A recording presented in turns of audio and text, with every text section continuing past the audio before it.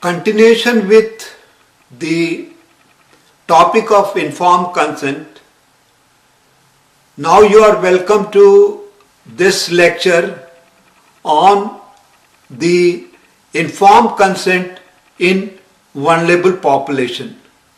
As I told you in the previous lecture that there are some group of individuals, those who are not able to provide their informed consent because of various reasons freely, and these population are known as the vulnerable population, and as per the regulation and guidelines, the informed consent process in these group of individual should be done with or exploitation of this group because they are more vulnerable for those type of activity. Hence, the informed consent with a special group is very important in clinical trial when these groups are required to be included in a clinical trial. As in other lectures, I have extensively covered the information about the informed consent process. This lecture is restricted only to the informed consent to the vulnerable population, and it will be short, and the outline of the present lecture will be like this. First, we will see who are the vulnerable population. Then the part of obtaining consent in this vulnerable population. There are some special issues that will be discussed under this subheading. Then we will look into some of the common problems which are seen in the inspection of the informed consent documents. Then we will look into the various regulations which are there to help in the informed consent in the vulnerable population. And lastly, we will summarize the entire lecture. So this will be the outline of my presentation today. Now, first going to find out who are the individuals comes under the group of vulnerable population. The vulnerable population consists of the persons who may not be able to make their free choice and informed decision about their willingness to participate in a particular clinical research or, for that matter, even medical care. These individuals are considered as vulnerable. These populations may be easily coerced or exploited or have their limited freedom to choose. The persons, those who are identified as a vulnerable, must have the additional safeguard in clinical research and with special reference to obtaining the informed consent process. So during the informed consent process, these group of people, those who are vulnerable, needs a special type of consideration, and their participation should be absolutely voluntary. There should not be any type of the attraction, or voluntariness should be strictly maintained. Because the vulnerable populations are more prone for the exploitation, there is a special consideration about including them in clinical trial in various regulations and the guidelines. So there are various regulations and guidelines which governs the inclusion of the vulnerable population in a clinical trial. Now let us see, as per the regulation and guidelines who are the group comes under a population those who are vulnerable for a clinical trial.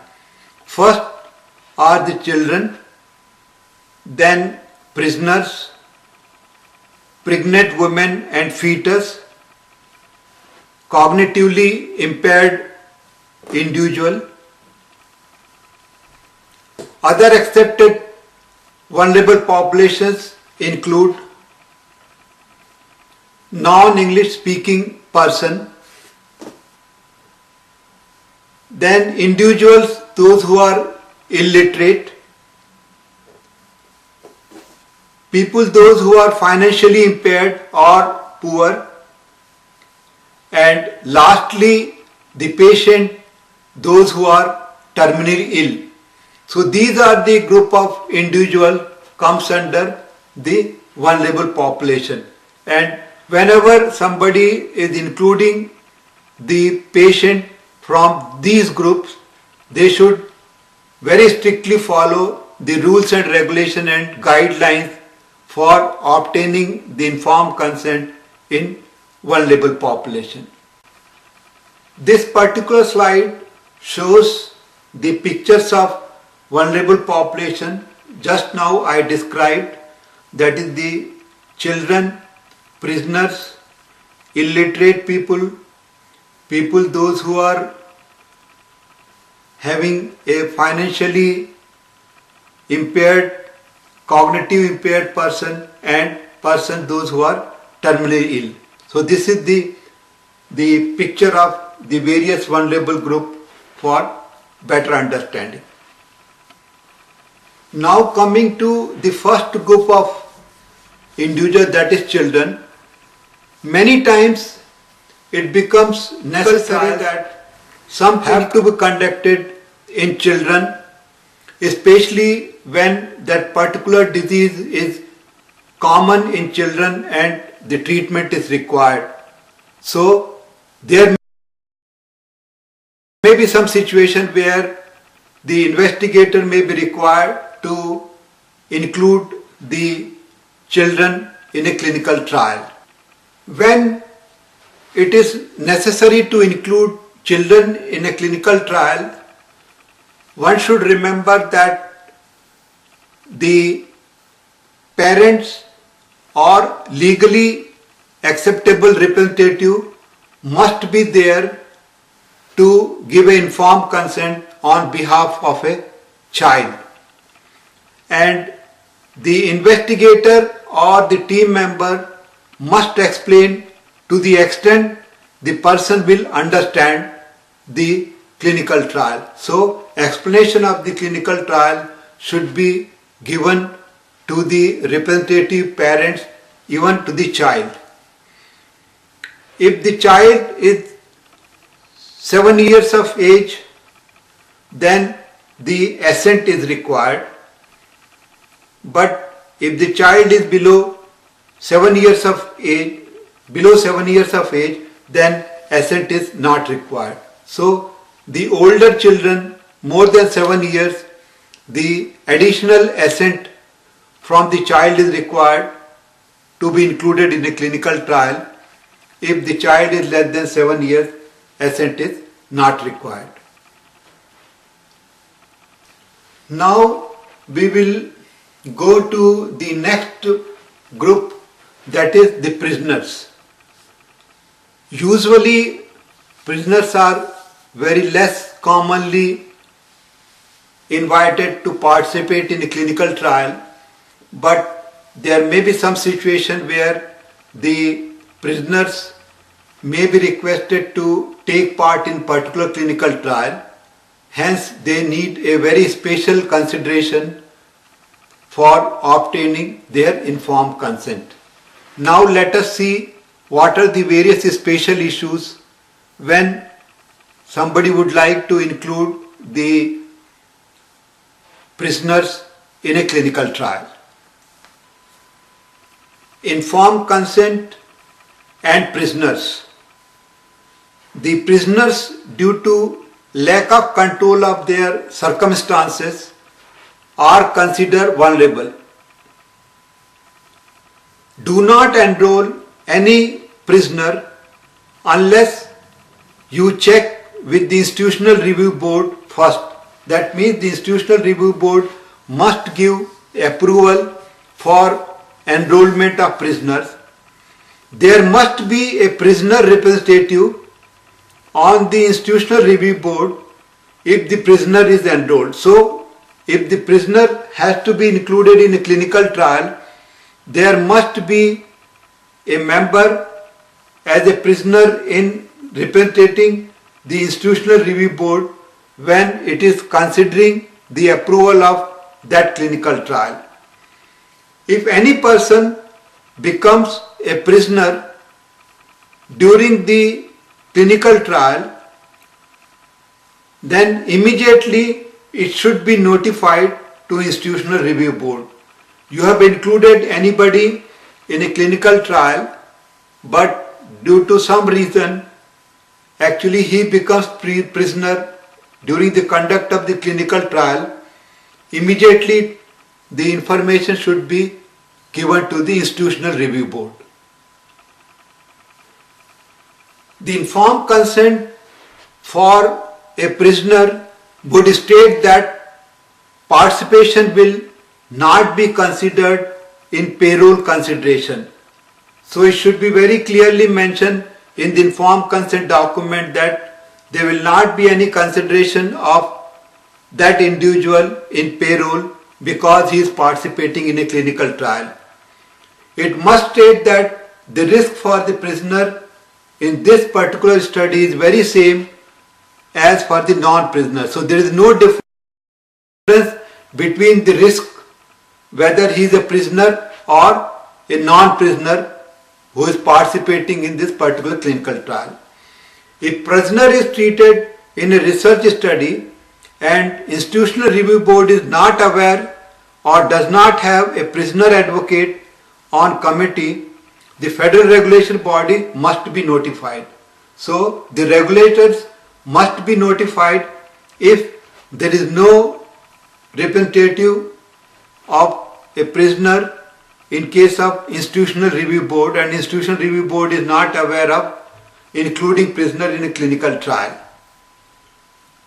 The inclusion of the pregnant women or fetus or a female patient who is participating in a clinical trial becomes pregnant, this is one of the very delicate and critical issue in a clinical trial. Hence, they also consider a very special precaution in case of informed consent. Now let us see what are the issues related to the pregnancy and the fetus in informed consent process. As I told you that this group needs a very special precaution. The researcher should obtain the informed consent from both the pregnant women and the father. So the informed consent should be obtained from the women who is participating in a clinical trial as well as the father. The consent of father is not necessary if the purpose of study is to meet the health needs of the mother. The identity and the whereabouts of the father cannot be reasonably ascertained. The father is not reasonably available and the pregnancy is the result of a rape. So these are the conditions. In those conditions, it is not necessary to obtain the informed consent from the father. There is special consideration for the participant, those who are cognitively impaired. Either they are participating in some clinical trial which may not be related to their cognitive impairment, or sometime they may be participating for a clinical trial where the drug treatment is required or evaluated for the cognitive impairment. So both the situation, the individual, those who are having a cognitive impairment, they need a special consideration when obtaining informed consent, because we know very well that the individual who is having a impairment in their cognitive function, they cannot give their free choice for participation in a clinical trial, and chances of their inducement or exploitation is very high. So there is a special consideration for these individuals. Go into detail of the various issues that is involved in obtaining the informed consent in a cognitively impaired person. First of all, we should understand that these individuals can take part in any clinical trial. So they cannot be exempted because they are cognitively impaired if the benefit is there to them also. So they can be included into clinical trial. Now let us see the issues. The persons with diagnosed cognitive impairment such as mental retardation, dementia, that is loss of memory, and coma can participate in a clinical research. But this type of research must especially address how an individual capacity to give informed consent will be determined. So one has to clearly describe the ways by means how it will be determined that the consent is given is correct. Then the third thing is that in these cases there is necessity that the signature of a legally authorized representative will be required. Research with cognitive impaired subject cannot be considered exempt by institutional review board. So the important issue is that always there is requirement of a signature from the legally authorized representative, and this, because it is a cognitive impairment study, it cannot say that it will be excluded from the review of the institutional review board. For the persons whose cognitive status is suspect but there is no definite diagnosis, one can use the cognitive impairment algorithm to determine the ability to give free informed consent and the document the use of algorithm. So sometime when we are not sure of the diagnosis, one can use the various algorithms which are available, and it is necessary that one must document that which algorithm is used in a particular diagnosis of an individual. Now coming to the next group, those who are vulnerable, they are actually the terminally ill patients or those who are financially impaired or those who are poor. These group of patients are having a very high risk of exploitation into the clinical trial. So they need a very special consideration, and the investigator and other team members should be extremely careful in including the terminally ill patient or people those who are poor in a clinical trial, and there should not be any indication of exploitation or inducement of these individuals in a clinical trial.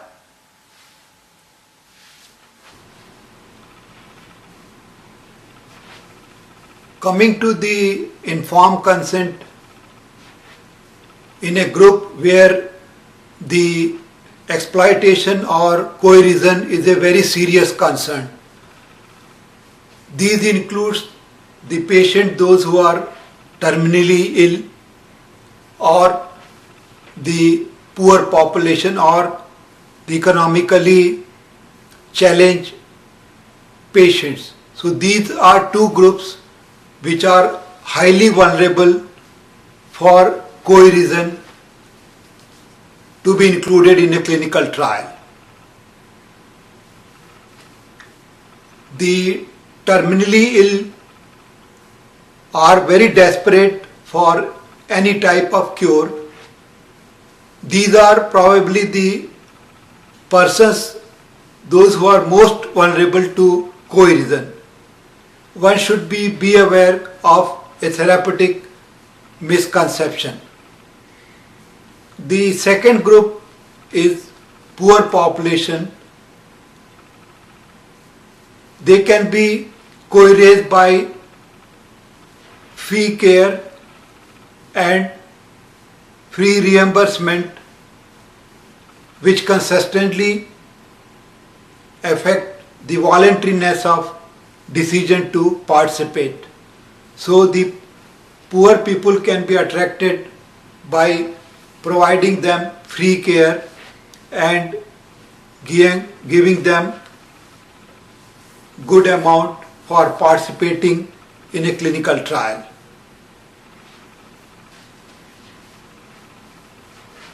In the informed consent issues, one should be well aware about the misconception of the therapeutic values.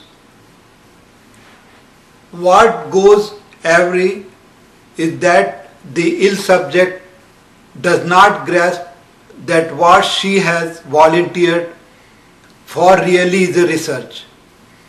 It can be enormously hard to shake the erroneous belief that the intervention is designed to make the volunteer better rather than contribute to anything as faceless as the medical welfare of the future patient. So one should be careful, be aware of the therapeutic misconceptions.